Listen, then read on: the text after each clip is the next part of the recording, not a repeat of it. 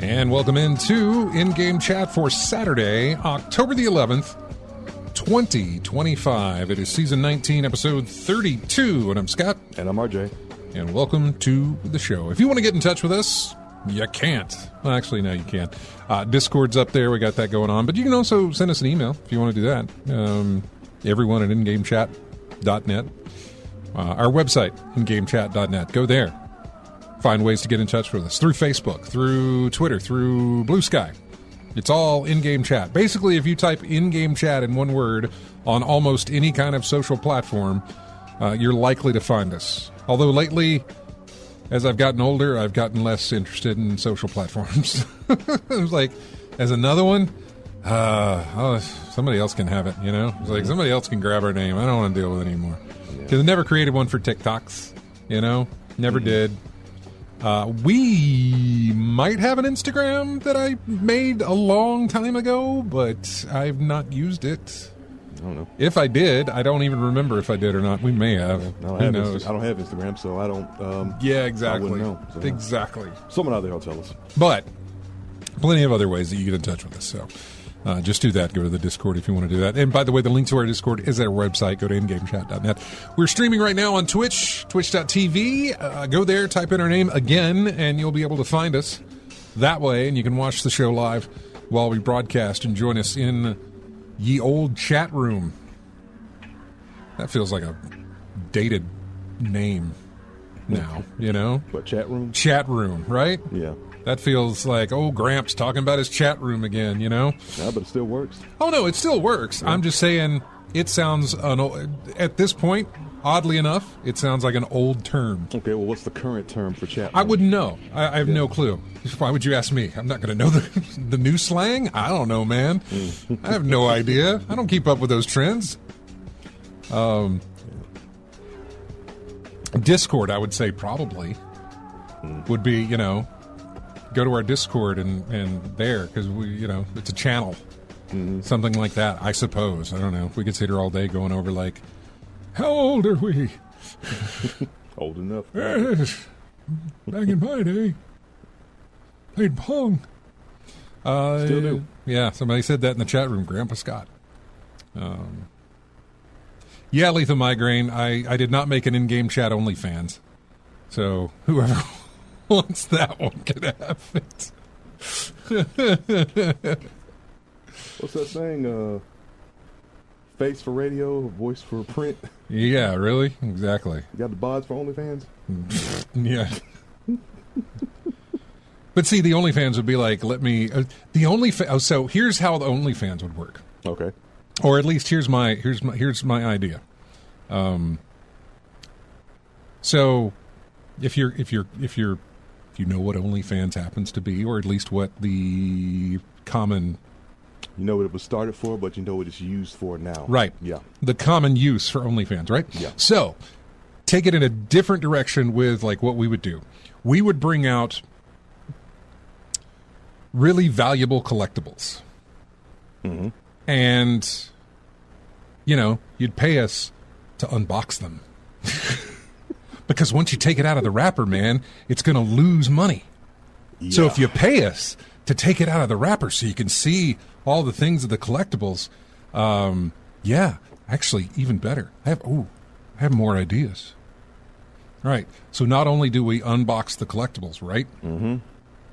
But depending on how much you put in to get us to unbox, I don't know how any of that's where we'll work out the details, but, your name goes into a drawing. Mm-hmm. And you get ever so many names depending on how much money you donate, that sort of thing. And then you win the thing. I mean, it's invaluable to us because we just unboxed it. But And you the get it. person who got it. Yeah. There's ideas. Okay. Yeah. Anyway, I'm just thinking. Just put that on the back burner. Of course. We'll get to No. that. We'll get to Of that course. later. Yeah. I took a fun little concept and I went too far with it, which is normally what I do. I overthink it. Hey, let me do this real quick to show you that, or to get me all synced up whenever I get around to that. Mm-hmm. So, Dave is listening and has been giving me running commentary as we go. Got that spoopy crackdown music.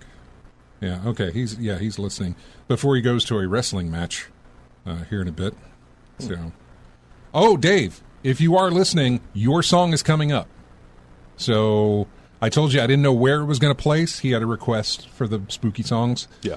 And I told you I didn't know where it was going to show up. It is the first song out of the gate, which is odd because it starts with a Z. So it's interesting that it showed up first, but that's what you got. So stick around, David boy. We're going to get your music on that you requested. By the way, if you do have, requests, not only for the Halloween music, and if you do, please send them. I am always open to that because I always try to find music that we haven't run before. But when you kind of close off your walls of like just spooky music game, and you've done this for years and years and years, mm-hmm. you begin to run into like, all right, well, I'll just use a different track from that same game. I try not to. I try to be selective about it, but sometimes I even forget to do it, and it's like, crap, I need to grab some, and I'll just go back and grab some old ones that we've done just because I need it and I don't have the time. But if you've got requests, I gave you plenty of ways to get in touch with us for spoopy music, then let us know. That'd be great. So, let's see. Just reading the chat room some more. Destroy the products with a sledgehammer or fire for the thrill. I think we could get more revenue generated by making it kind of a raffle and giving it away type of thing after we open it, after we do the unboxing. Mm-hmm. So anyway, welcome into the show. We should talk about what we've played. Mm-hmm. So I will start with you. Okay. RJ, what have you been playing? Remember that item I was hunting for last week with Division 2? I finally got hold of it. The scout rifle, or at least the really long range rifle, the Virginian. The Virginian. A variation of the 1886. Wasn't that a TV show? Time. Yeah, it was. It was a variation of the rifle I've been using all this time called the 1886. Long-range scout rifle like it was in Destiny. I could shoot clear across the map and hit my target with enough force to take him out in one hit if I hit it right. Yeah. Right? So it was a very good weapon for me, and I was always looking for that weapon for the longest time. And with the projects that they gave out, which basically had the YouTuber challenges of time trials and giving you named items twice for every time you run a mission. So since I have 4 characters, I can run that thing 4 different times, 4 different characters, and get 8 crates. 8 crates nice. Total. So I would up the so at least So I would do this over and over again. How long did it take you? It took me. How many runs?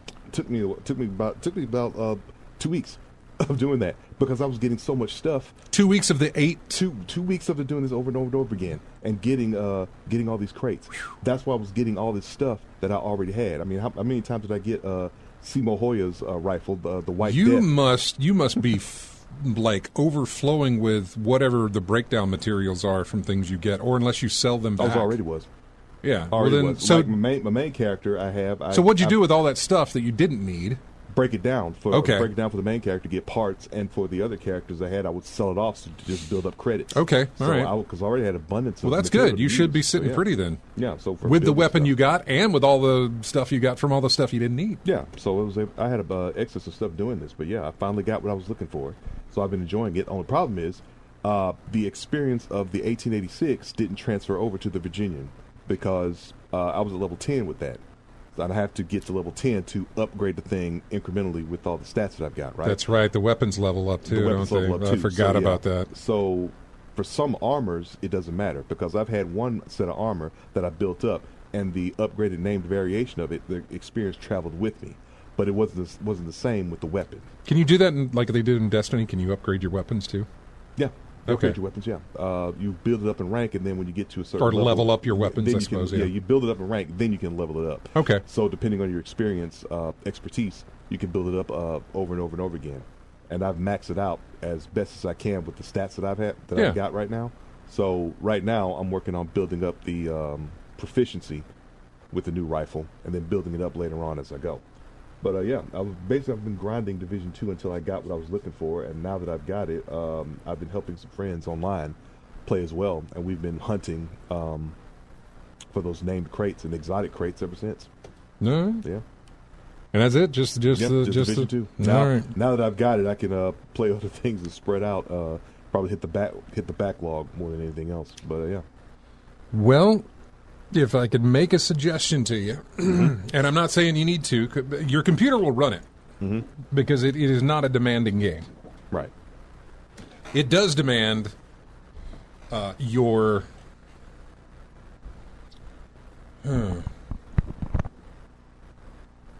Well, it's not demanding on your computer. What it demands of you, I'm not exactly sure because it's completely roped me in.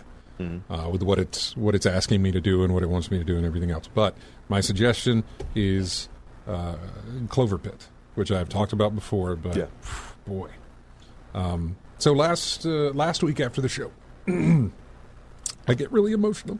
Last week after the show, I was at home. I did the editing of the video and everything else, and then suddenly I realized that I talked myself into doubting myself that I had left some stuff here not the way it's supposed to be.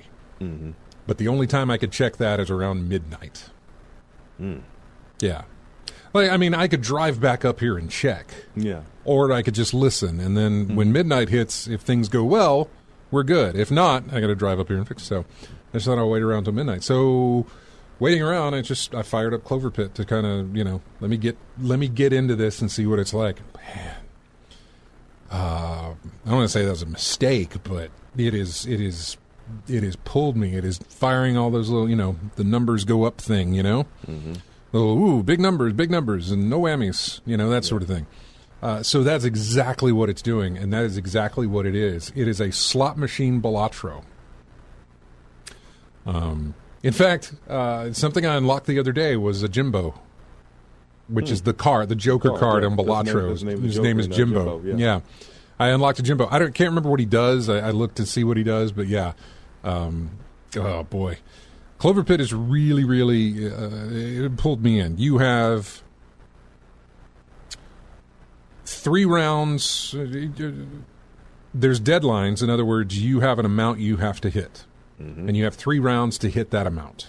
Yeah. And every time you do, the amount goes up. Every time you put money into the machine in order to play, well, actually, no, it's not that.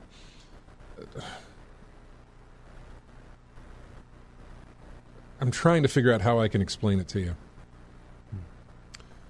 You have to play a slot machine. You have a certain amount of funds that you start with. When you put money into the ATM to pay off your debt, the interest of that increases.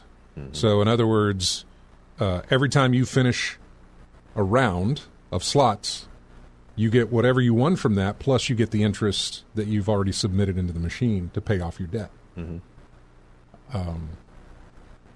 Your first round starts with like, hey, you need to reach this pretty low number.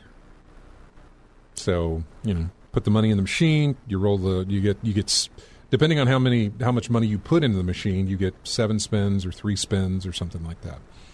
And you put your money in, you get the stuff, you get money out, you get your interest, you pop it in. Once you hit the deadline, once you hit the deadline, your debt increases, and you go and you do it again. You do this over and over and over again, infinitely, seemingly. Every time you start the game with like 2 tickets, and every time you finish a round of slots, you get 1 ticket. If You pick you have two options whenever you play the slot machine. You can put in to get the most turns. You get nothing out of that except for the money you win. If you pay the minimum or the minimal amount, you get less turns, but you'll get 2 tickets at the end. So it's kind of a, that sort of a situation. There's been many times where I have done one round and gotten plenty of money to actually move to go to the next level. Right. But I'll stay in, and then I'll go back to the machine, and I'll put in the lower amount so I can get some extra tickets, because the tickets are used at the shop. The shop has what would be called, the shop would be your jokers. Jokers, yeah. Yeah, they got little charms that can put luck on your spins, or can make sure that this item shows up on the wheels more often than the other items, or puts a multiplier on, go away, bug, puts a multiplier on one of the items or something like that. Just has a number of different effects. I have no idea how many different charms there are or activators or anything like that, but there's a ton. Yeah. And so you start to add those, and then your spins have luck on them, which, can do this. And then you just keep going with it. Yeah. If you're unable to meet your debt, you die. Or just game over, yeah. Well, it's kind of like that because there is a charm that will redeem you. In other words, you don't die. You get 2 more spins to reach your debt and to stay alive. Doesn't always show up, and if you don't have it, then you obviously die anyway. Floor drops out, and you die. You're stuck in like a room. It's stuck in like a really small room. There's a locked door on one side with a red telephone. There's the shop on one of the sides of the room. Across from that is where all your charms sit and where the slot machine is. There's the ATM machine on the other side, and then there's some posters there to tell you what are your odds of hitting this, how many times, that sort of thing. There's a lot of visual stuff for you to take in to figure out, do I need to run on making lemons pop up more? Is that where I'm sort of going with what I'm doing? Lemons or clovers or bells or sevens or, anything, diamonds, stuff like that, whatever's on the board. The more I play to this, the more like little things started to reveal themselves and expose themselves. Like there was little strange things would pop up. Sorry, I didn't mean to do that. There's a gnat in here, and it's bothering me. It's flying around me for some reason, or this microphone actually. Anyway, so the more I would play, there was one time where I had enough money to pay off my debt, which I did, and then turns out I had enough money to pay off the next level of debt that I had. And the game said, hey, I want to make a deal with you. If you go ahead and skip this next round, since you have the money to do it, I'll give you this thing. And it was a pack of cards. Cards are modifiers that you can trigger before you start your journey. In other words, I was already in the middle of the game. I can't activate them. But the next time I come back in, when I start a new run, I can modify the game. They're not great modifiers. They really, really aren't. Most of them are very detrimental to you. And reading it, I can't tell what the upside is. Like, I get there's a big downside to it, but I can't find an upside at all on some of them.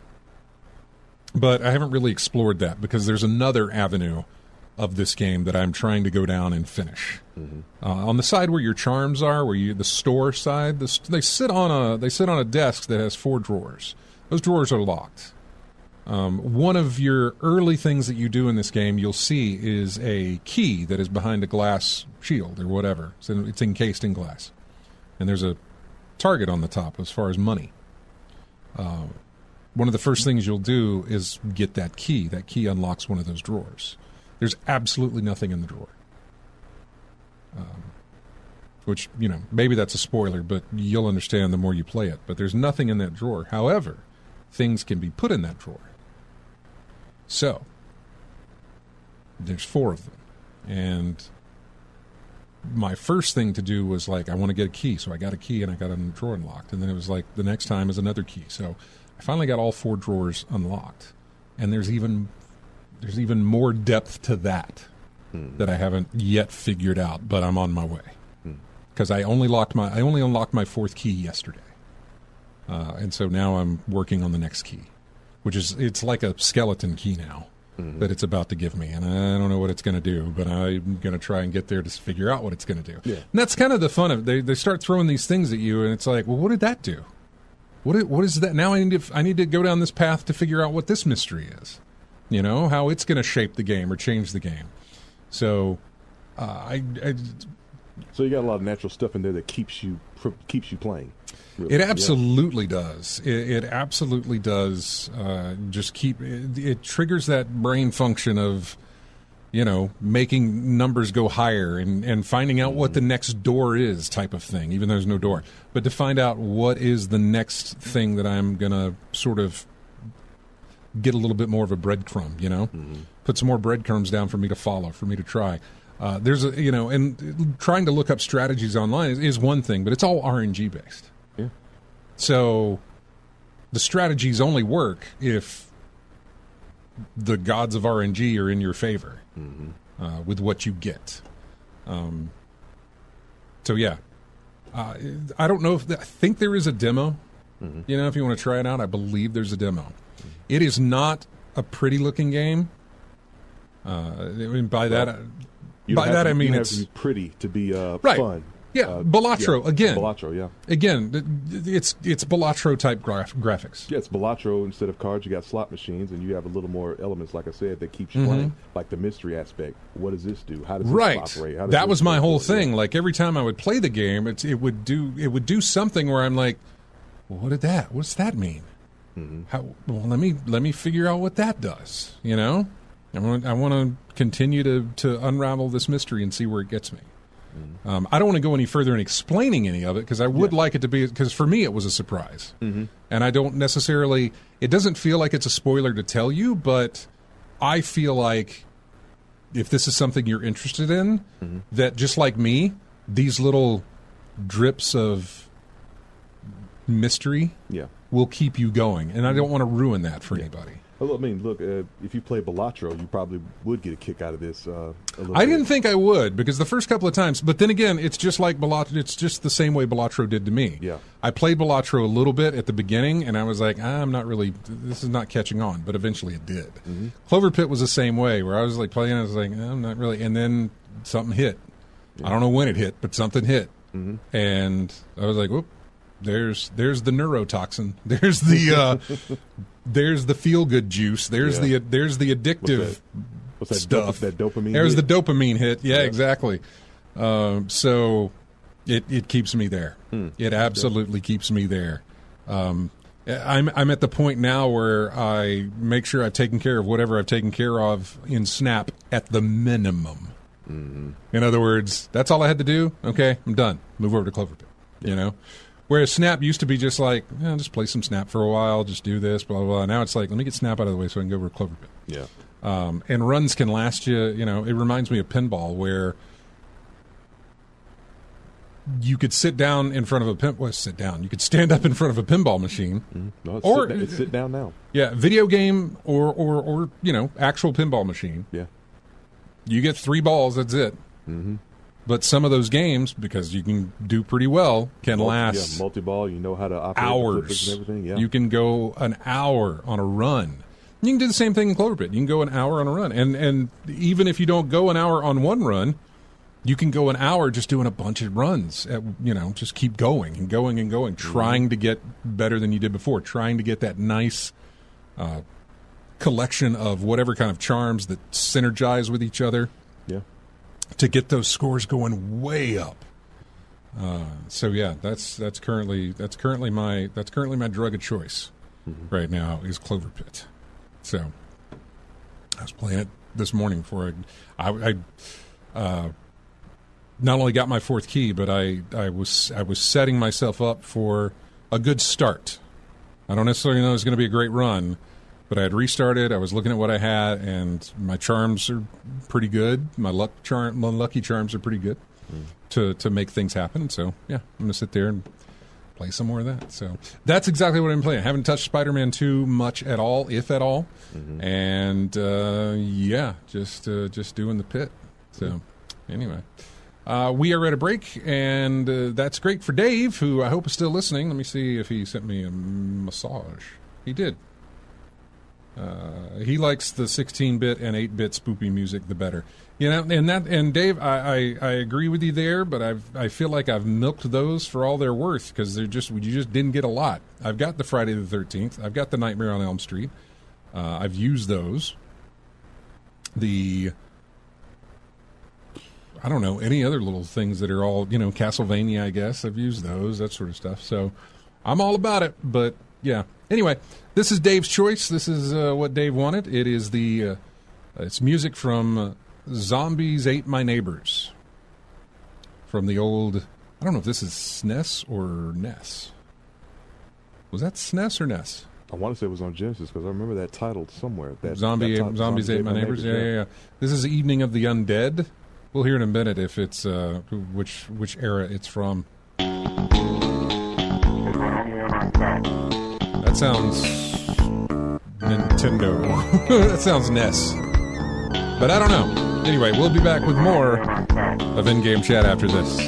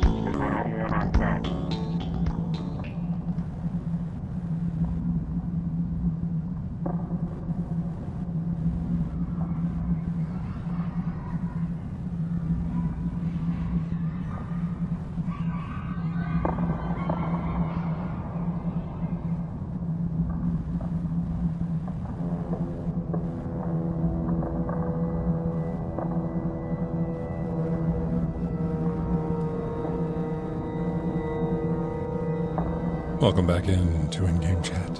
Ooh, spooky.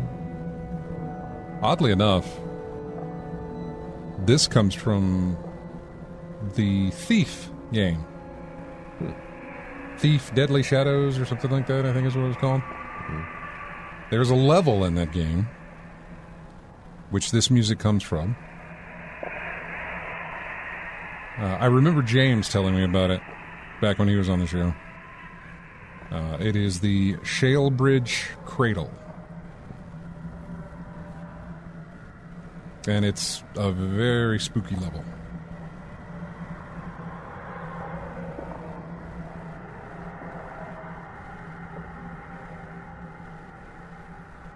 But anyway, welcome back into the show. Looking at Thar in the... I guess I'm pronouncing your name right. Probably wrong, because, that's what I do. Says, I've been playing Banishers, Ghost of Eden. Also, Dragon Age, The Veilguard.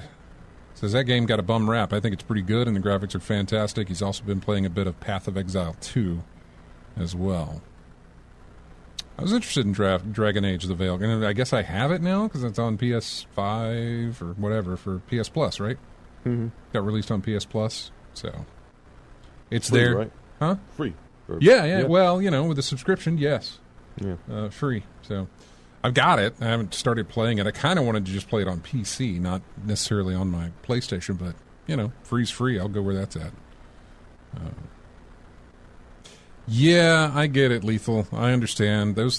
Some of those first persons can do that. I know you're not alone. There's a lot of people who do that. I know I think you like the stealthy type games.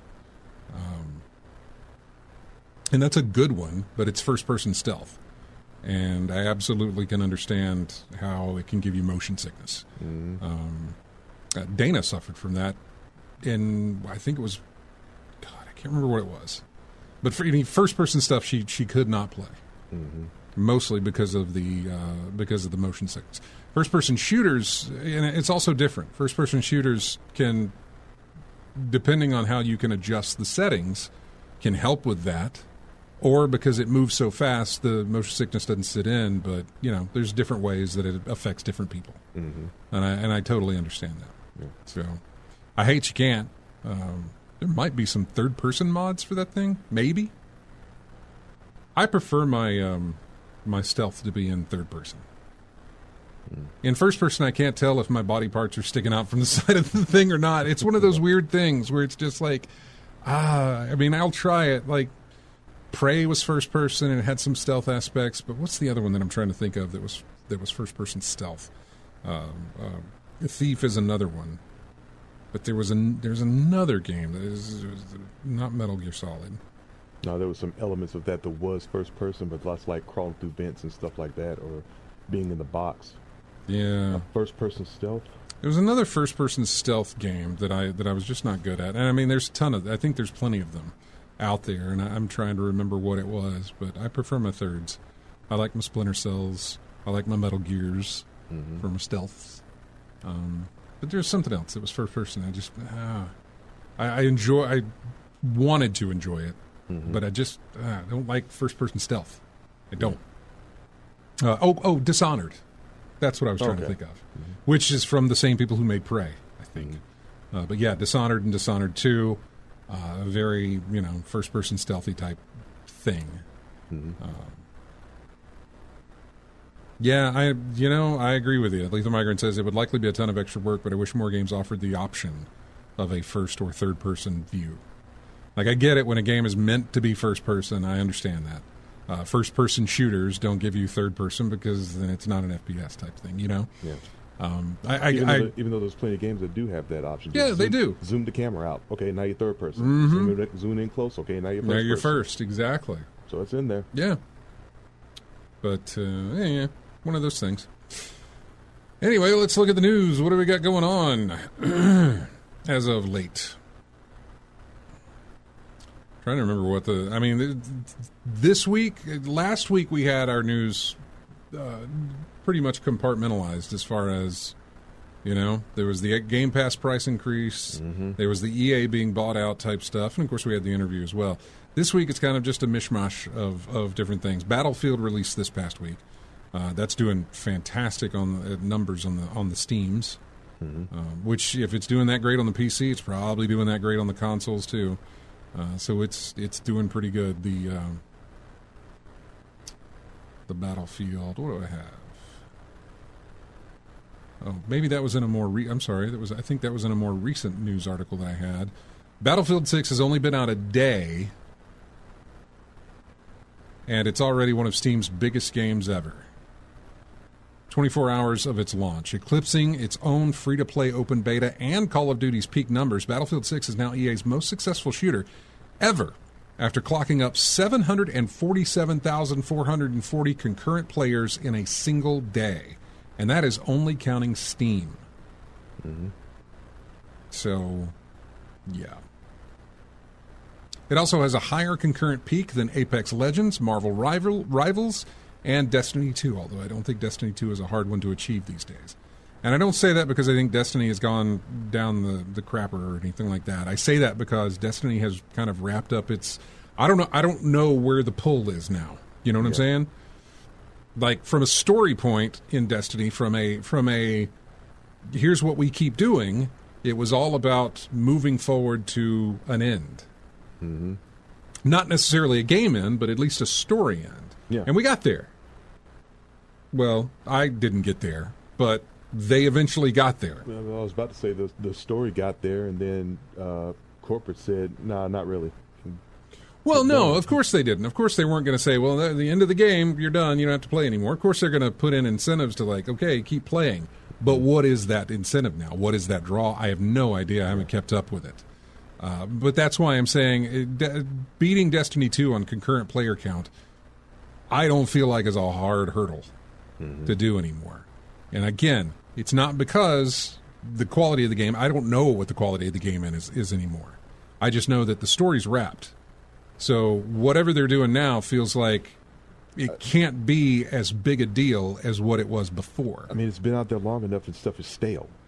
And Battlefield is new. So beating Destiny is not... Well, you can say that about you can say that about anything. Apex Legends has been around. Marvel Rivals is newer than the other two at the moment. But again, Battlefield 6 is new and shiny. It's the hot new thing. Yeah. It's the new and shiny.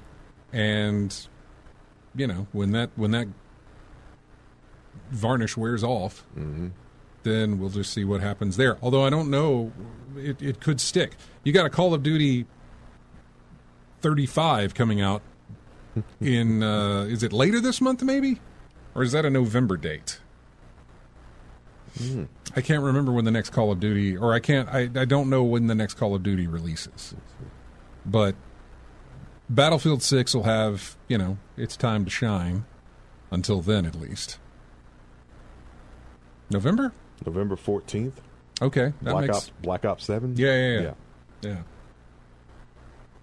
I think every Call of Duty should have parentheses after the title that says Call of Duty and then the actual number of, like, what number of this one is it? You know what I mean? Like, you're calling it Black Ops what?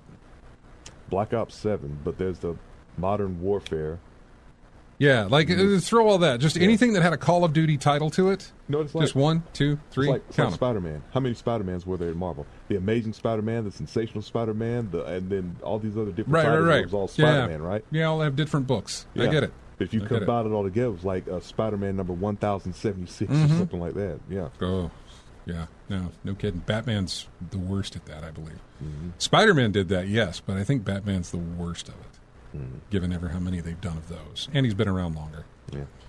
So, anyway, this record comes despite players facing huge queues as servers reach maximum capacity, and revealing that, and lead producer revealing that the team was planning for launch day queues. In a post on social media, they said the open beta, which had almost 250,000 players waiting in queues ahead of its launch, helped gauge that interest.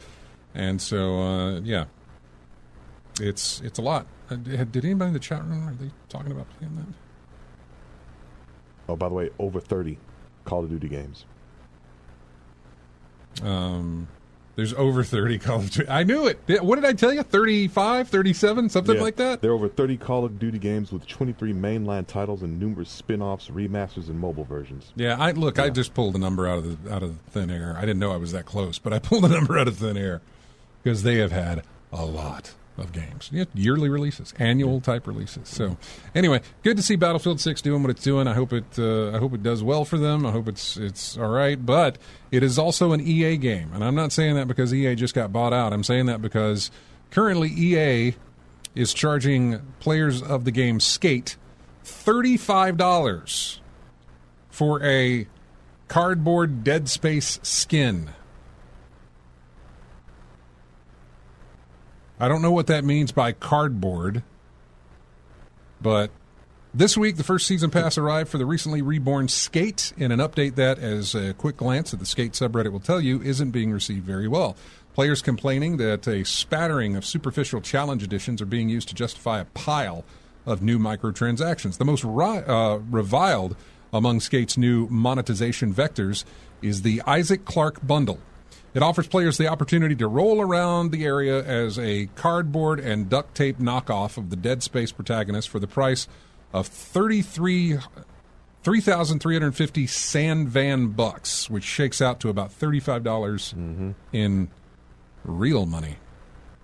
If that price alone didn't feel contemptuous enough for you, the bundle's got all the usual grimy monetization trappings. It's a limited time offering, so they're trying to do the FOMO. It's got stickers and emotes crammed in to rationalize the price, and it costs just enough to force you to buy more premium currency than you need if the bundle is all you're interested in. That all felt grimy enough to me already, especially when players have noted that Skate 3 had an Isaac Clarke skin that only cost the amount of time it took to enter a cheat code, and that one wasn't cardboard. But it became particularly egregious when I fired up Skate myself and ran into repeated crashes for 40 minutes before I could check the in-game store. After making my character, I was starting a new account, The initial load into the tutorial took an unsettling amount of time. After a solid 2 minutes of watching the kick-flipping load screen graphic, I was finally dropped into the world where I proved myself worthy of an initial skateboard with some basic movement and climbing. I approached the glowing purple circle to trigger the cutscene where I'd be granted my fated implement for inevitable grinds and flips, and then the game locked up for 40 seconds and then crashed with a memory error. I relaunched, another lengthy tutorial load, another run through the basic movement lesson, another attempt to claim my God-given right to skate, and another crash for my efforts. I tried validating installed files through Steam. Crashed. I tried deleting EA anti-cheat files so that they could be re-downloaded on game startup, a fix that I had used before in other games. Crashed. The solution I found after browsing the many threads from users experiencing this same issue was inexplicably disabling crossplay.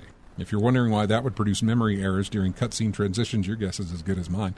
Monetization is the devil's bargain we suffer in exchange for free-to-play games. All of us understand that. But I think we can all agree that if you're going to use your game as a trough for cosmetic slurry, you should at least wait until it's deep enough into early access that its default settings don't leave the game unplayable. Then again, if EA is going to be looking down the barrel of $20 billion in leveraged buyout debt, we probably shouldn't expect anything else.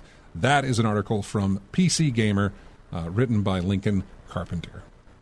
The byline says or the sub whatever line says the revenue must flow, which is exactly what that is. Yeah, it's you know how it goes, man. That's free to play, and they got to make their money somewhere. And the more you get into free to play, the more you get into it, but you will notice in a lot of free-to-plays that everything costs because that's how they make their money, and everything costs probably a lot more than it would if there was at least a initial buy-in price, you know what I mean? Like, buy this game and then we'll have microtransactions within it. Mm-hmm. Probably not as much as it would be, but when it's all set out free-to-play to begin with, there's the prices are not good. Yeah. I honestly stay away from free-to-play. I mean, like I do Snap, which is absolutely free-to-play. But you've always said before, but that's the thing. You don't give money to those things. Yeah, you don't have to do that at all. You have the choice to not give money to that. So, yeah. Yeah. And it doesn't, and again, you know, what we just talked about was just a skin. That's all it was. Yeah, according to the things I was looking at here, it's just like, it looks like someone cosplaying with cardboard and tape. Mm-hmm. That's basically what it is. So, yeah. I mean, a few decals and things for your skateboard or your deck or whatever you're riding on, but Isaac Clarke himself just looks like someone in bad cosplay. Yeah. Sticking with EA, since they brought up the whole situation with EA being bought out by the Saudis there, there is it's that $20 or $20. It's that $20 billion in debt. I wish it was $20. Oh boy, do they wish it was $20. According to a report by Polygon, although this is me reading from GameSpot, multiple analysts believe that BioWare, who are the folks behind Mass Effect, which we talked about last week, they're a prime candidate to be sold because of the studio's struggles over the last decade. BioWare's Dragon Age, The Veilguard, which we just talked about with Thar playing it, fell far below EA's expectations. The studio was hit by numerous layoffs in the aftermath. A much smaller team at the studio is currently working on the next Mass Effect title, which may entice potential buyers, but they may end up selling it because it's not, that Mass Effect game is not anywhere near, that I know of. We haven't had an update in a while, but I doubt it's anywhere near being released, much less being shown off to us. Let's see. EA is currently throwing its promotional muscle behind Battlefield 6, and I think that's working. The first-person shooter that's competing with the Call of Duty franchise. While that may mean DICE, the developers of the game's multiplayer mode, is safe from being sold at the moment, analysts suggest that could change if Battlefield 6 underperforms. Yeah, of course. Since The Sims 4 is one of EA's top-earning games, analysts believe that Maxis is likely safe from being sold off. However, Some people believe that even Maxis could be sold if a premium offer was made by an outside buyer. He also predicted there would be sizable layoffs at EA Studios, regardless of whether they're purchased by other companies. No, the layoffs will, there's layoffs. Regardless of selling any of this stuff off, there's going to be layoffs as well. Yeah. You can't make that $20 billion by selling off some of these studios. And remember what happened to the folks that made Bomb Rush Cyberpunk? That was where the Jet Set Radio, right? I'm sorry. It was the other rhythm game that Tango made that rhythm game. Tango DreamWorks, which was Hi-Fi Rush. Hi-Fi Rush. It was a successful game, right? And still, what happened to them? They got sold. Sold. So No. They didn't get sold. They closed the studio. Closed the studio down. Yeah. So, no one's Microsoft bought them. Yeah. Got Hi-Fi Rush out there, gave it away, and by all accounts, very successful. Got high praise. Yeah. But Microsoft said, nah. Yeah. So when they say not going to get, no one's impervious to being sold or laid off at this point. I mean, they absolutely are. No one's job is safe in that market. No. It brings up a thing here with The Sims. I am curious, and maybe somebody in the chat room knows, and or maybe you can look it up if you want to. It might be a little difficult to look up. What I'm curious about is The Sims. Mm-hmm. Is that a separate entity from SimCity? Is the Sims franchise under the umbrella of SimCity, or is it its own thing? I feel like it's its own thing. Because EA has, The Sims as an IP, and they also have SimCity as an IP. Yeah, SimCity is a city builder. The Sims is a life simulator, and both were made by Will Wright. Right, but I'm curious. But which company has, Because The Sims is very successful for EA. Yeah. SimCity, not so much. Mm-hmm. Mostly because EA screwed the pooch on that one. And that's when City Skylines came in and said, we'll do it better, or we'll do it like you wanted us to do it, and they did, and it was fantastic. And then City Skylines 2 released, and they screwed the pooch again. There was another city builder that I saw. For those of you who are interested in city builders, I added it to my. I think it's called City State. Let me look up real quick. Yeah, I'm not seeing anything about the companies, but all I see is that it's both made by the same person, but I'm not seeing anything about who owns what. Yeah. Of course, it's not going to do what it normally. Why is Steam? I'm sorry, folks. I'm just trying to see. There we go. Now it's working. City. No, I didn't say Siri. God. And then I misspell everything. This is so horrible, and I'm so sorry. City State. Yeah, I was right. Okay. There's a game called City State, and then they did a sequel called City State 2, and then they have an upcoming release called City State Metropolis. And the little bits of that I have seen on Reddit looked really good to me as far as a guy who likes to play city builders. So, not too long ago. City State 2 came out in 2021. Mm-hmm. Yeah, late 2021. Yeah. Yeah, I don't know how great those are, but the City State Metropolis that I saw, there was a nice little reveal trailer type of thing that I saw. I was really, really, I was like, that looks. I'm curious as to how that goes because that looked really good. So City State 2 was a 7 out of 10 on Steam and 71% on Steam DB. So not better than average, but yeah. I'm curious about it. City builders, come and go, but I'm always interested in them. Mm-hmm. Let's see. Checking the chat room here. Fortnite and all EA games are overly expensive for junk. The prices are outrageous in all EA sports games too. You're not.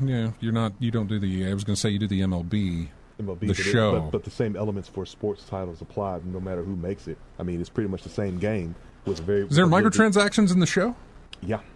For what? Stubs, in-game currency. The in-game currency, okay. In-game currency in the game for that stuff, yeah. What do you buy with the in-game currency? Let's see, uniforms, equipment, bat skins, stadiums. Equipment. Now, wait a second. Equipment sounds like Yeah, Diamond Dynasty. When you're playing other people online, some of the equipment can give you perks to increase your game. So it can pay to win. Well, you have to pay a lot, and it's not that too much. It doesn't matter if you have to pay a lot. That's still pay to win. Yeah, but it doesn't affect a lot. I mean, to me, like let's say a bat gives you better contact.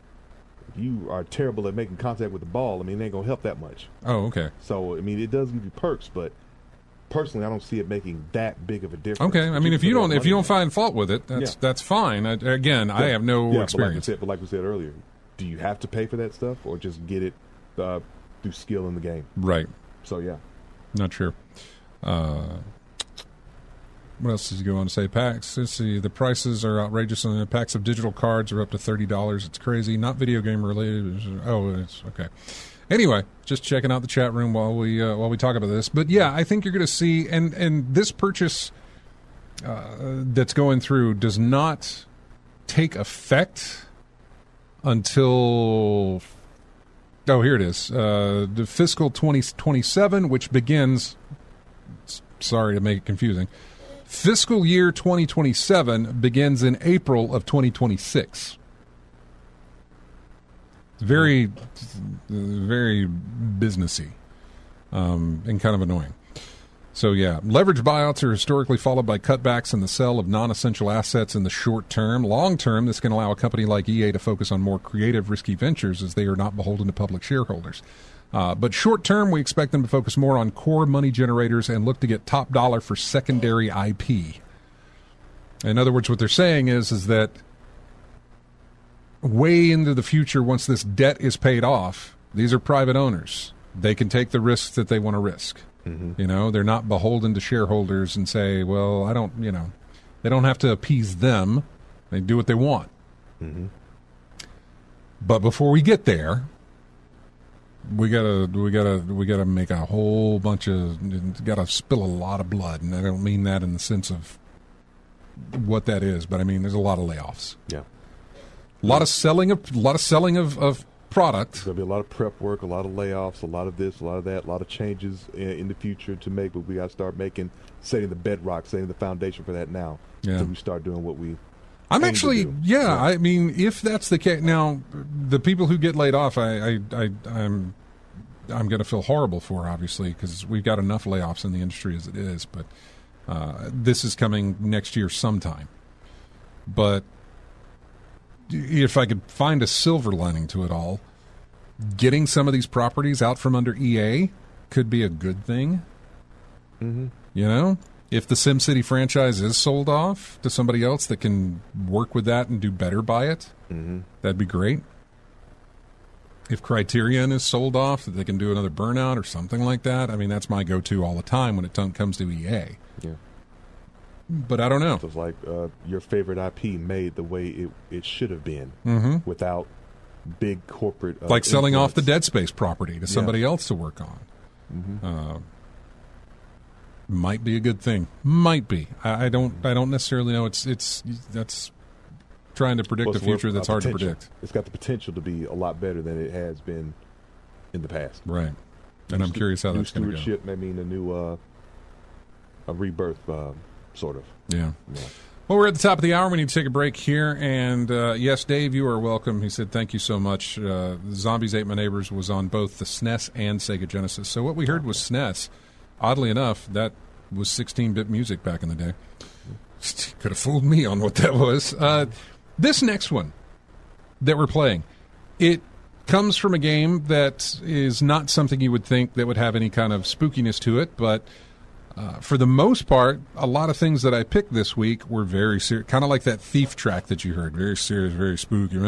So I had to have some stuff to lighten it up. We had the zombies. Now I got the Super Mario Galaxy. Super Mario Galaxy had a area in that game where I think you played as a ghost, but I don't know because I've not played the game. The name of this track is called Ghostly Galaxy. The interesting thing that was pointed out to me when I was looking up this and finding it on YouTube and stuff is that the beginning notes of this track are D, E, A, and D, which I thought was interesting. It's a little Was it intentional? Oh, I believe it absolutely was. Okay. I believe it was absolutely intentional. We talked about this earlier I say we talked about this earlier. We talked about this just this past week on the morning show because we played the NBC chimes. Ding, ding, ding. Which is the notes are G, E, and C because NBC was owned by GE. General Electric, Yeah. So those notes are that. Mm-hmm. It's always interesting when that comes around. Anyway, this is Ghostly Galaxy from Super Mario Galaxy. We'll be back with more of In-Game Chat right after this.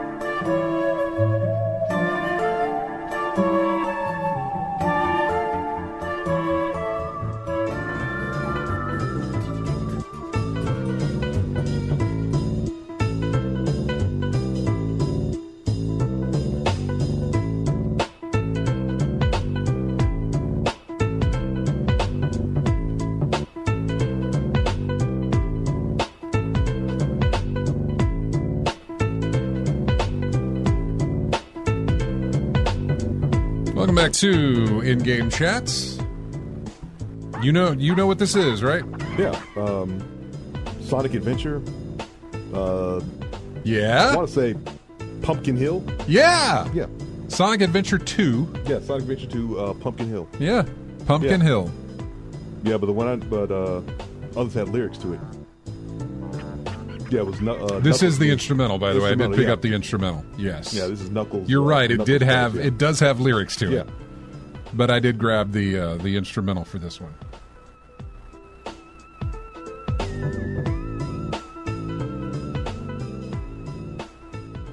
Anyway, welcome back to the show, everybody.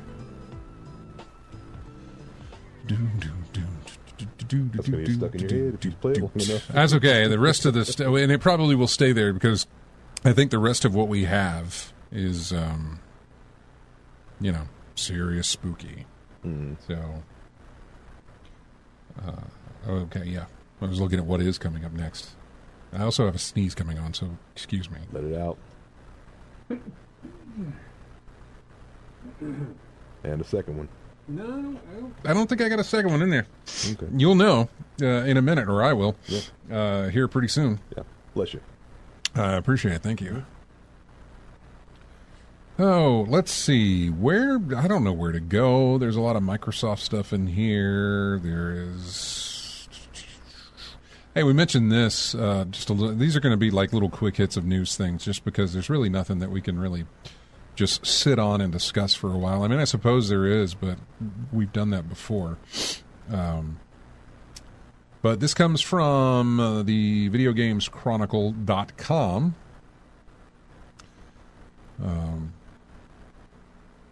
Reports of a remaster of Red Dead Redemption 2 have swirled for some time as one of the final major releases on the last generation of consoles. Many expected it to migrate to the PS5 and the Xbox Series in the same way that GTA 5 did as well, whenever they did that from the 360 PS3 to the PS4 Xbox One.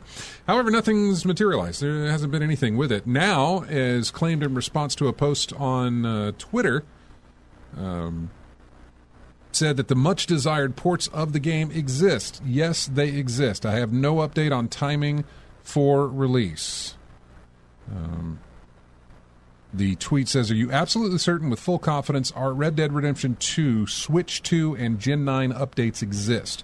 Realistically, we have October and November. After that, it's likely full steam ahead on marketing for GTA. And the response was, yes, they exist. I have no update on timing for release.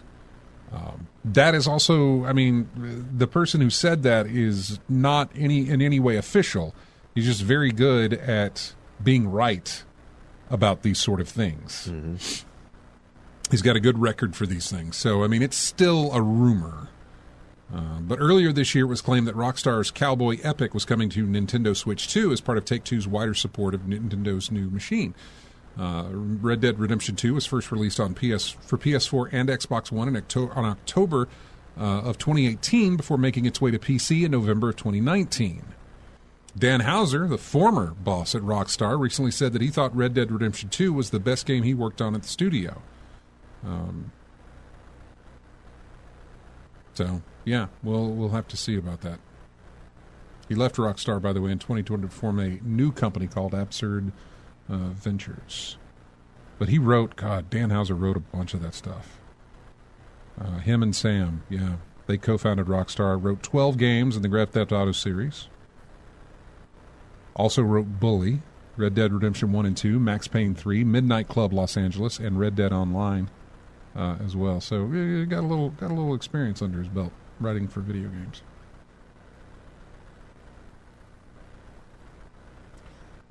Lethal Migrant says, honest question, Microsoft clearly couldn't care less about gaming. Why do they still own Xbox? Because it's a brand. You know, and in fact, they won't sell Xbox. If they move, and I've read...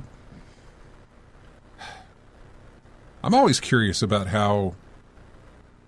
what are the equivalent of our rumors compared to, or not I say our rumors, but our conspiracy theories in gaming compared to, like,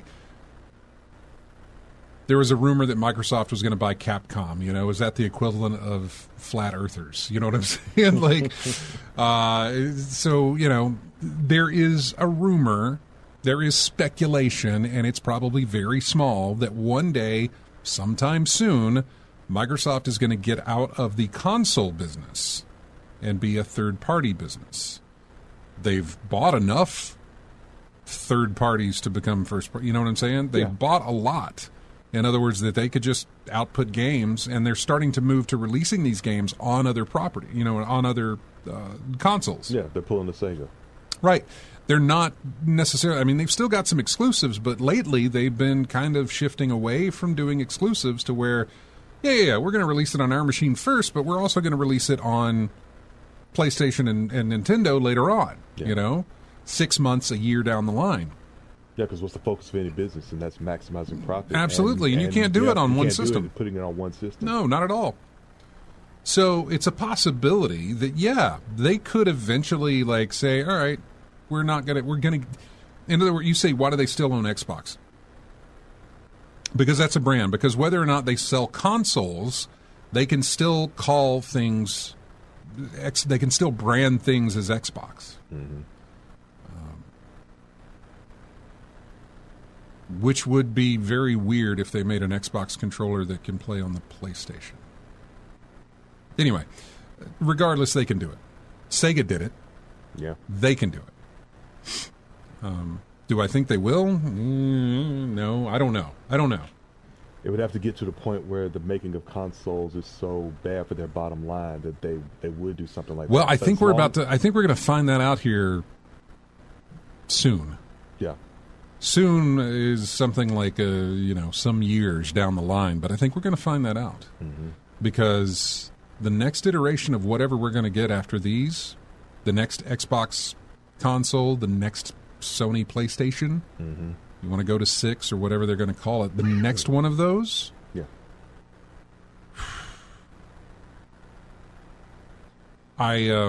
Sorry, I just saw my name on a box. The next one of those is going to be expensive. Yeah. Out of the gate, I guess. So I don't know. You know, I look at that and I wonder, will that be the one that does it?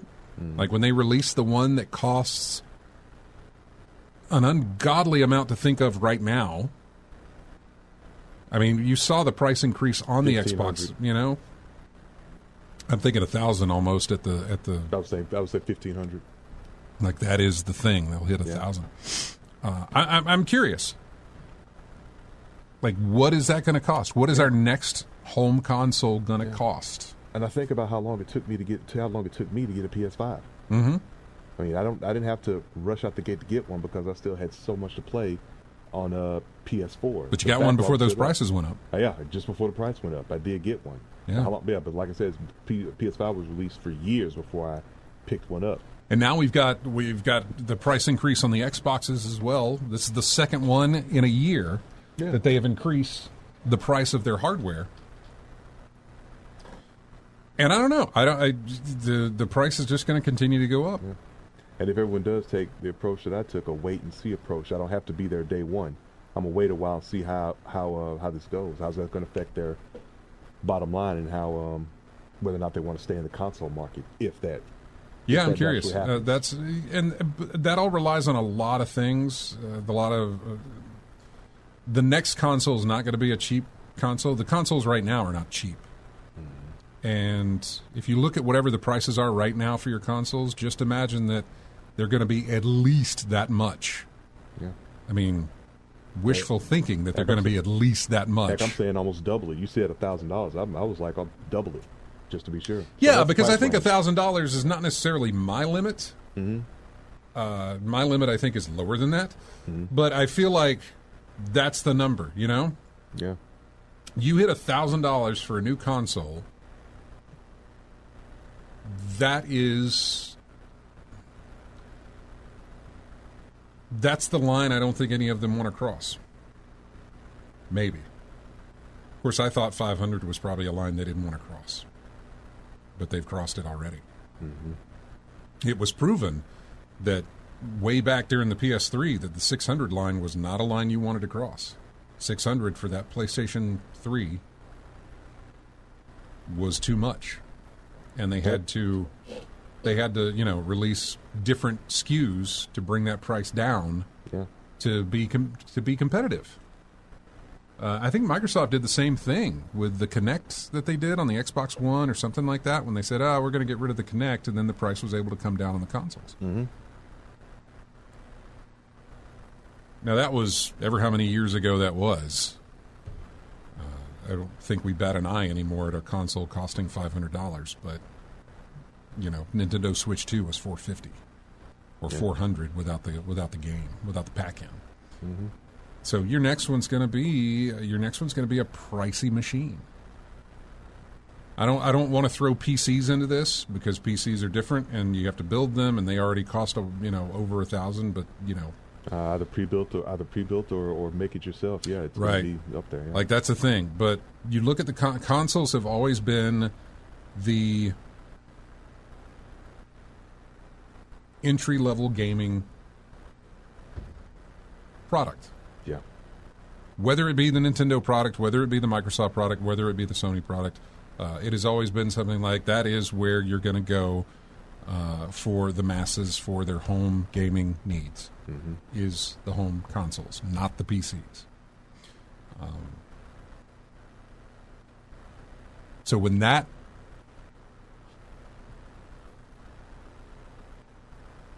when that price of entry becomes just outrageous, I don't know. I don't know what happens. I don't know, man. You either fall back on your backlog, or you will find an alternative. That's my thinking. Emulation starts picking up. Piracy starts picking up. Piracy, mobile gaming starts. It's pretty big now. Mobile gaming is already huge. Yeah, exactly. Huge, so that's something I didn't even go account for. But then again, your mobile. Your phones cost like $1,000 now. Yeah. But there's so many different ways, and maybe we've talked about this. We've talked about consoles moving into the cell phone program. You know what I mean? Mm-hmm. Where it's like, okay, you get to this console for this many years, you turn it in and get your upgraded console, whatever the case may be. Yeah. Your phone for this many years, once it's paid off, you turn it in, and you get it so much off to get the next one. Except if you're like us, you tend to keep those things. Heck, I still got my Saturn. Yeah. That.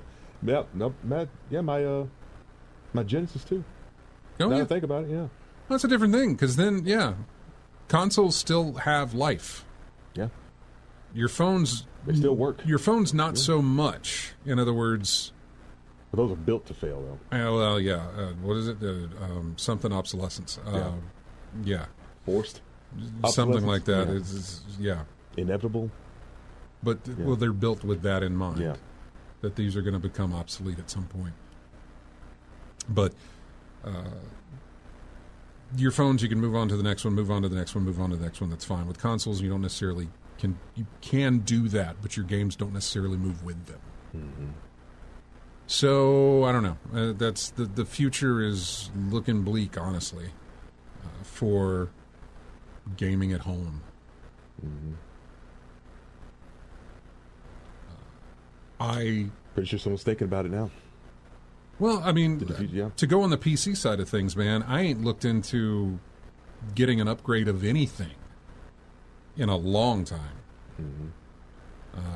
Mostly that has to do with my own finances. But at the same time, when I look at those cards now, Yeah. which if I was going to upgrade anything on my machine, it would be the graphics card, and the graphics cards are running $900,000 or more. And in my case, based on what I use my computer for, gaming is not the top priority on my PC. Mm-hmm. So based on what I use it for, I'm probably even longer than you. I mean, if you have good enough storage space and keep functioning at a efficient rate, I really don't have to update my PC for a very long time. And the graphics card that I have now is good enough to withstand the type of gaming I play. So play something like a Clover Pit or something like that, or Balatro. I don't need to have the best card in the world to play those types of games. And those are the games I most likely play on PC than a console anyway. No. The indie devs will save gaming, honestly. I believe indie devs will save the gaming industry as far as having affordable things to play on those systems. Yeah. Like when you are not, I don't know how it works on your consoles, because I know your consoles have a store. There's Game Pass and there's all these things. They have stores where you can buy games that people have made, indie games, whatever the case may be. They've got that there. They've got it available for you to buy. I don't know that market like I know the PC market, because I don't spend my time in that economy. The console store economy type thing that are on your consoles. I don't really spend a lot of time in that area, but I do online with the PC, with your Steam and with your Epic Games stores and your GOGs and your Green Man or whatever the case. That I have more familiarity with, and I truly feel that, you know, when they're showing off these new games that are just like Battlefield 6, where it's all really, really pretty and, you know, things do what they do and they break and all this fun stuff. Good to have them, but I ain't going to be buying them. Yeah. But those little indies, like the Clover Pits, there's another one called Megabonk, by the way. That's sort of Vampire Survivors, but in like third-person type thing. Yeah. Your indie developers are going to save your gaming on those machines. In other words, it don't take a rig to build. It doesn't take a massive rig to play it. Yeah. But you will get a massive amount of hours of enjoyment from it. Yeah, that gets me in the same boat in terms of PC and the console market, because I'm pretty much the same way. I think I've said before, it's been a long time since I've bought a game day one. Yeah. I mean, a $70 price tag. Right, but then you're looking I know eventually that price is going to drop. And I got plenty of other stuff to take my time and interest while that price is going to drop eventually. And you're right, there's some games on PlayStation Store or things I read about online where the game is not $70. It's maybe 20 or 10 or even under that. And, and it's something you can get a lot of enjoyment out of. You know, I also bring up the fact that I have a Steam Deck, so a lot of these games that I'm interested in, Clover Pit being one of them, you can play easily on the Steam Deck. What I want to look at is...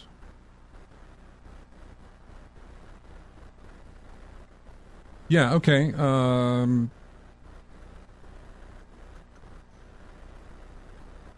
This isn't telling me much. Hang on. What you got going on there? No. I'm just looking to see what the platforms that that it's out on. Okay. That's weird. It says it's for Xbox, but it doesn't say that on this page. But it is available. Clover Pit is available on Xbox Series X. So it is available on the store on your console. Let me see if it's on PlayStation. It's only available... See, now this one tells me that it's only available on PC Windows and not on PS5. I'm seeing Microsoft Windows GeForce Now. I know, but why did I just see that it was available on... Wait a second, let me make sure.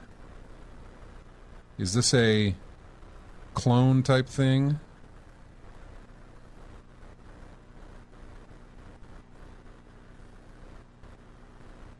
Yeah, it looks like it is.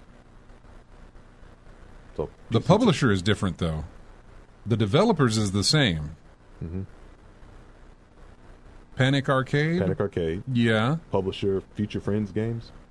Not on the Xbox. On Xbox, it's by a company called Softonic. Hmm. And I'm wondering if this is a not right clone. It says trusted program on this screen that I'm looking at. Hmm. It says a full version app for Xbox Series X or S by Panic Arcade. Anyway, regardless, PC title. it's one of these things where it is an indie developer. You were talking about the price range of these big whatever games, but then you got these indies that come out with $10, $13, $15 price tags. Mm-hmm. You're more apt to get those on a day one type buy. Well, the whole thing with Clear Obscure. Mm-hmm. A very good, a very good game that had AAA fun, but not at the AAA price. Nope. Yeah. Now that is a perfect example of why can't you be more like them? Exactly. Yeah. Do that. Why can't you be more like them? And I'm sure there's a massive amount of reasons as to why. What do we got coming out this week that I am looking forward to? Ball X Pit. Yeah. Is this week. And I think that's a $13, $15 game that comes out on Wednesday. Mm-hmm. And again, your computer can run it no problem. Yeah. It doesn't take a massive rig to make that game enjoyable. If you can run Balatro, no problem. Yeah, absolutely no problem. Have at it. So you're going to be trying to making that hard decision between Clover Pit and No, probably not. I mean, I think they'll all Ball Pit, Clover Pit. Yeah, no. Ball Pit I think will pull me away from Clover Pit for a while. Mm-hmm. The best part is none of these things require, like right now I'm kind of leaving Spider-Man in the dust, so when I go back to it, it's going to be like, oh, crap, how do I swing? How do I do this? What do I do? Shoot webs? Yeah. Not going to be the same. It doesn't work that way with Balatro. No. You don't lose the muscle memory to play Balatro. No. Because you're pretty much hitting like one or two buttons, and that's it. That's it. I'm not going to lose muscle memory playing Clover Pit because when I move over to Ball Pit. Mm-hmm. And so there's the differences there, but I don't know. We'll see. I still got at least a whole another night and day at least, and a few more days with Clover Pit to get in what I need before Ball Pit hits. Yeah. So we'll see. Anyway, we're at the bottom of the hour here. Got to take a break. We have music here from Vampire the Masquerade Bloodlines. This track is just called Disturbed and Twisted, so whatever that is. You'll hear it in just a minute. We'll be back with more of In-Game Chat right after this.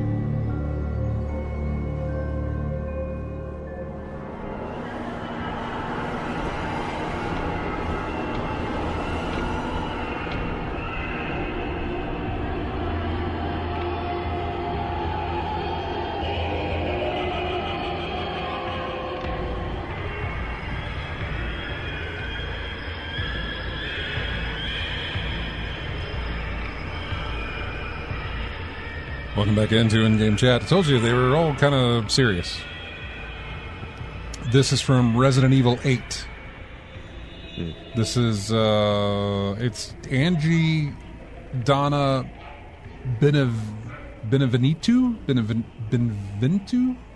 I don't know. But, yeah. Those must be the later bosses. It is. I know, yeah. Alcina Dimitrescu. I forget the guy Troy Baker voiced. That might be the doll. Yes, the lady with the dolls. Black. You can't see her face, but you see the doll. Yeah, the dolls. Yeah, I think, yeah, that's that's those characters. Mm-hmm. So I don't play spooky games, so I don't know. But you can watch them on YouTube. You can. There's some that I'll play. I like. There's like pixel art horror type games. I'm okay with those, I guess. You get less jump scare type things. You get less type of stress of being chased, I suppose. I don't know. There's a couple of them I'm okay with. And the creepy, spooky games. Layers of Fear is really good. I enjoyed that series. Layers of Fear from the Bloober team. The Bloober team has actually done some pretty good stuff that are in the spooky realm, but not necessarily in the horror realm. Then again, there's some of those that I won't touch. They did the Silent Hill 2 remake. That was very good, and I believe that they confirmed that they were working on a Silent Hill 1 remake because of how successful that was with Silent Hill 2. I think that they're doing that. So. I thought that could happen with Dead Space. Right, yeah. Well, Dead Space got their remake and did pretty well, I thought, with it, but not well enough that the company thought it did any good, which, that's the other thing. We talk about what they're going to be selling off, the Mirror's Edge, which we haven't seen anything in the Mirror's Edge world. Yeah. And Dead Space. Properties that kind of EA went out on a limb for and did pretty successful with. Because they were able to experiment. And now they're not going to be able to at the moment. But we'll see how that goes. So, all right, what else do we have in our news?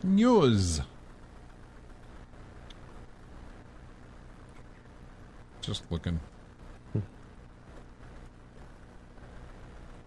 We may have already covered this because I just saw where there was an article about the role of the console is shifting. Are rising prices the end for game consoles as we know them? Boy, that would have been helpful to have that there when we were having our discussion. I didn't even know it was in there. Hey, we did good, though, with what we had. We did. There's a lot here in this. It's an article from Eurogamer. Console sales are falling. Sales of this generation of Xbox and PlayStations are lagging behind previous generations. In the U.S., console sales are dangerously close to the lowest years we've had in recent memory, which goes back to 2006 and 2013. And obviously, unattractive price increases will only speed that rate of decline. Whether or not Switch 2's success will offset some of that is sort of beside the point, because the bigger, more worrying point is this. Consoles are a mature market. They're not a growing one. Are consoles dying? No. But it's also not a growth segment, which is why the console manufacturers are trying to extend their offerings and IP well beyond the consoles themselves. Which brings us back to this. The role of the console is shifting. When we grew up, consoles were the entry-level product into gaming.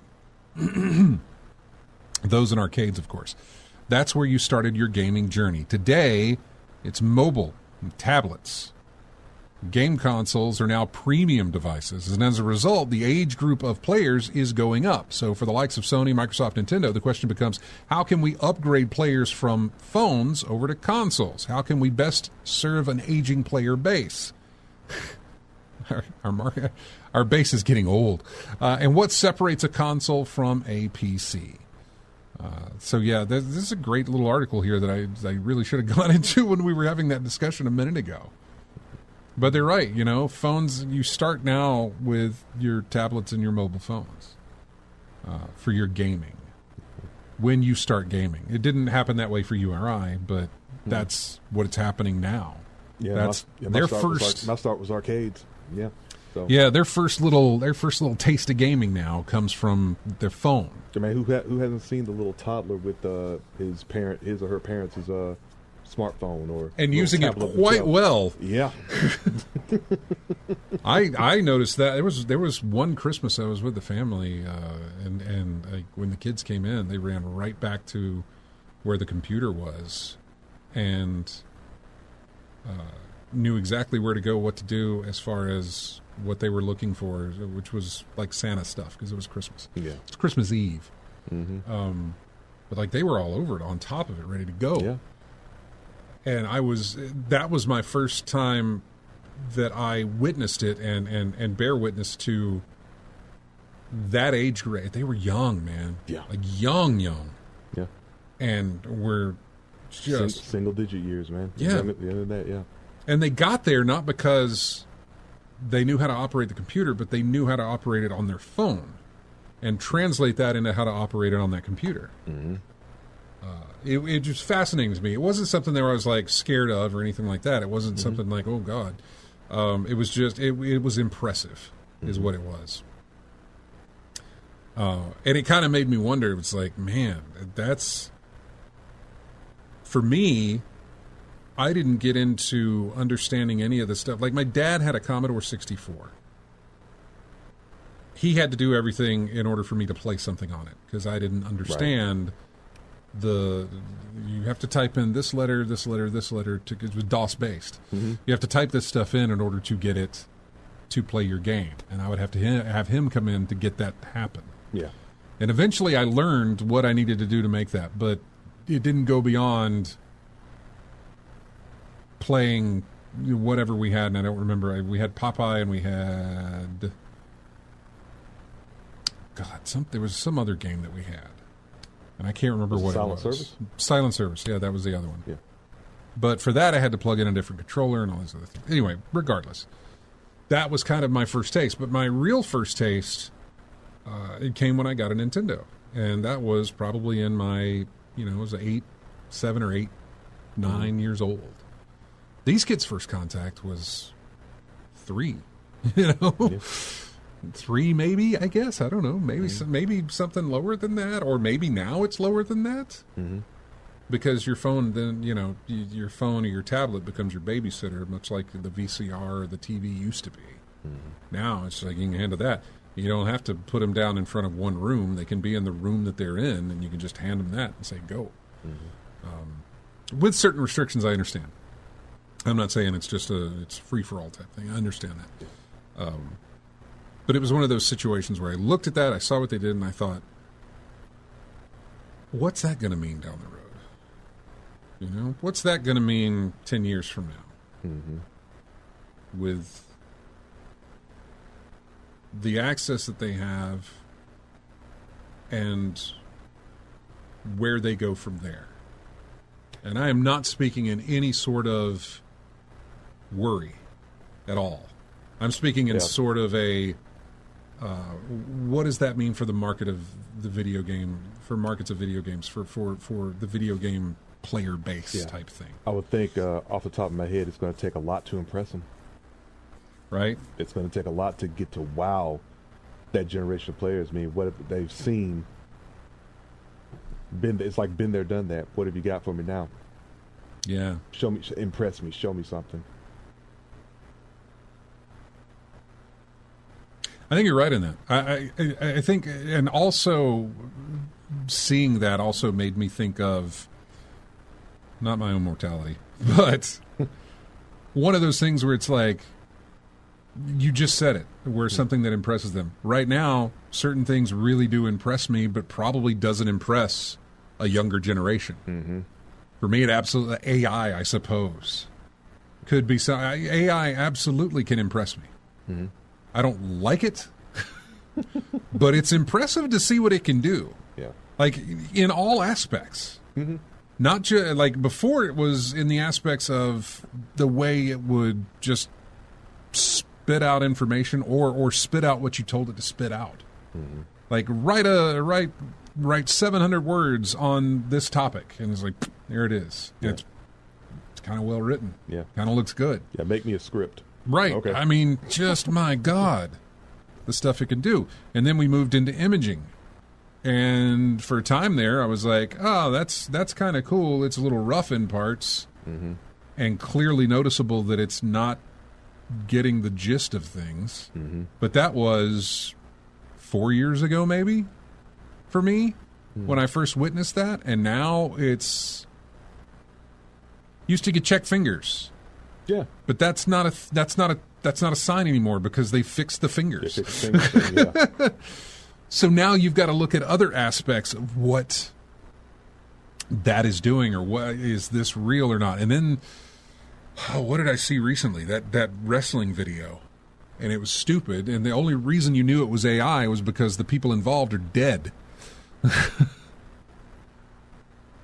But it was something that absolutely never happened in this world. But it was displayed right there in front of me, looking really good, until they had to interact, and then it looked a little flaky. But they'll get there. Yeah, they'll fix that. And that's in the imaging aspect. The voice aspect is already like, you don't know.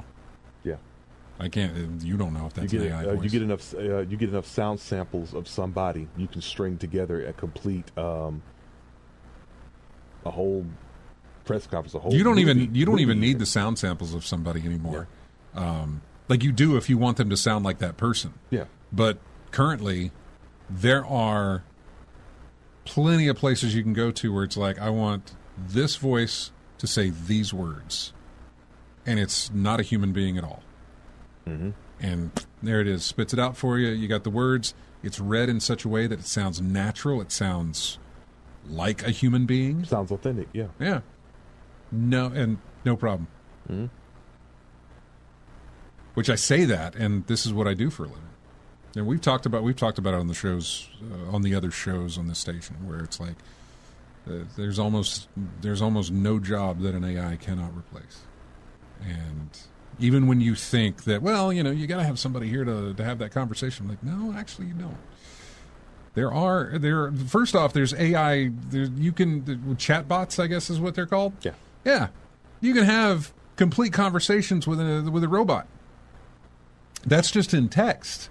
When they move that over into voice, and they could already have, I don't know, where you can have complete conversations with AI vocally, not typed out. Anyway, we've gone completely off off the thing here. Yeah, I was just about to say, you see it in sci-fi shows and things all the time like that, and we'll make it a reality. Have at it. No, it already is a reality, man. It absolutely already is a reality. And so that's neither here nor there on what we were talking about. Just the fact of how future and technology and everything is just moving at a pace that will, as humans, will never be able to replicate, I suppose. Even though we're the ones that came up with it to begin with. But yeah, Lethal Migrant says AI is going to kill us all. Skynet. Man. You laugh. But that was something that I once laughed at. Yeah. And now it's something that I once kind of raised an eyebrow to, of like, it's only halfway funny now. Because it's a possibility. So, I don't know. You want to watch Terminator again? Oh, I will watch Terminator all the time. Terminator 2, yes. Terminator 2 still holds up as just good. Cameron can make film. And the effects of Terminator 2 still hold up really, really well. Now they've gone back and kind of 4K'd them up and everything. It still holds up. God, what a downhill that franchise was. Yeah, I would say that, AC Wraith. I'm picturing more of a Brainiac than I am a Skynet, where Skynet was just aggressive, right? Skynet was like, we took over, now it's time just to kill you all. Brainiac was more of a, let's start slow and then, like, I'm not going to kill all of you. I'm just going to enslave all of you. You're going to do my bidding, and you're going to want to do it. And because of whatever. Yeah, so it's like, that's all. And boy, we could go off on some comic books here and some sci-fi. Would love to. You want to talk about horrors? Yeah. Let's go back to gaming, though. Because what have I missed here in gaming? Marathon, Bungie, Marathon, they are going back to testing here. They have They have asked. I saw this come across my. One of the few things that I saw before Wario tweeted it out. Yeah. I got a notification that Bungie was asking for testers. We're running a test again for Marathon, and then Wario hit it. But yes, it was on Monday. They announced that a new closed technical test for Marathon will take place between October 22nd and the 27th. Sign-ups are now open. It is an NDA playtest. It is designed to try out the improvements that they've made since the game's alpha, including 3 new maps, 5 runner shells, proximity chat, returned combat pacing, a solo queue, deeper environmental storytelling, and more. The technical test build is a work in progress and will only include a portion of what's planned for the full release, focused on the early player experience. The players who participate in this closed tech test will not be permitted to share their impressions. Bungie claims it will be sharing a public update on Marathon's development in the coming months. So, we expect Marathon to release by the end of March 2026. That has not changed yet. I think we'll be looking for people to break that NDA. I think that NDA will be broken awfully fast.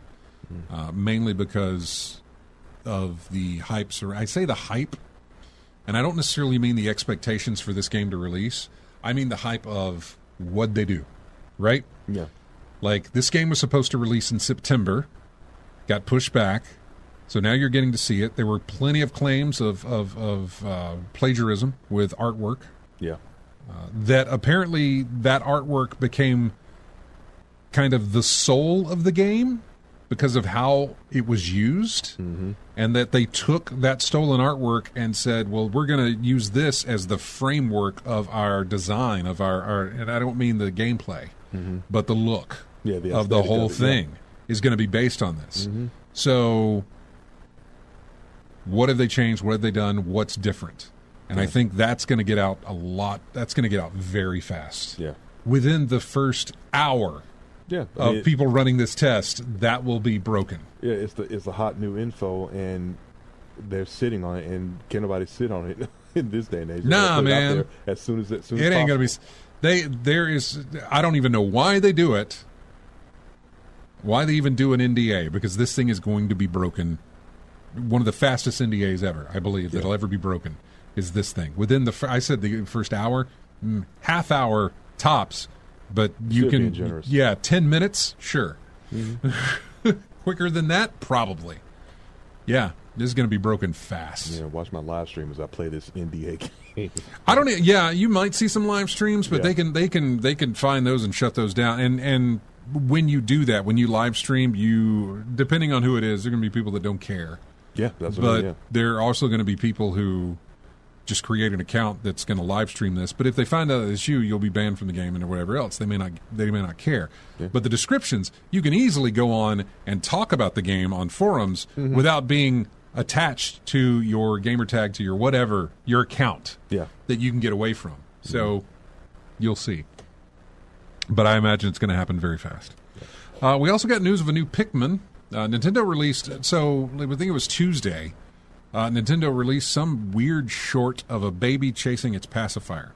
It was all kinds of strange. There was no context to it. There was nothing to tell you that this is a game, this is just an animation. There was no way to tie it into anything. We didn't know what it was. And then the next day, you got the thing that it was all Pikmin inspired. So yeah, all the Pikmin were in there. So, but we don't necessarily know. It's Pikmin related, but we didn't get any sort of. We still didn't get any context of, is this for a new game? Is this what is this? We still don't know. Yeah. But it is Pikmin related. That much we do know. Yeah. So. Something to generate a little buzz on it. Yeah. Minecraft sequel got announced as far as the movie. That will be 2027, which will come just after the Zelda movie that's being worked on. So.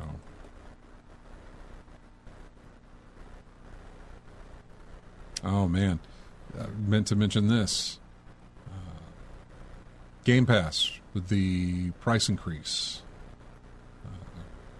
Reddit users in multiple regions, including Poland, Germany, Indonesia, Austria, India, and Ireland, have reported receiving an email from Microsoft stating that the Ultimate subscription will not increase in price as long as they remain subscribed.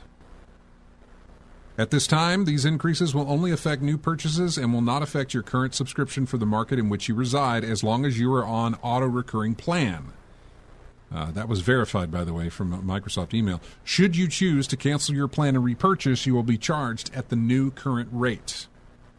It is speculated that the change in these countries is likely related to local regulations around subscription price changes. Boy, I wish we had some regulations. Mm-hmm. Microsoft announced the 50% price increase in Game Pass Ultimate earlier this week. They talked about what it's going to go to, $30 a month instead of $20.